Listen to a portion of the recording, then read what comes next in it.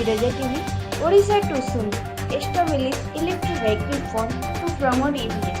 Bhubaneswar, the Odisha government will soon constitute an electric vehicle fund to provide a variety of incentives for buying different category of electric vehicle EVs for 4 years as investigated in the Odisha Electric Vehicle Policy 2021 announced by Informed Commerce and Transport Department in an official press release issued today.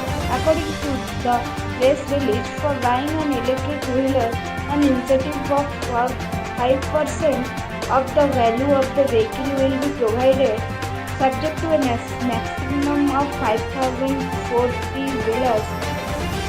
15% of the value of the vehicle subject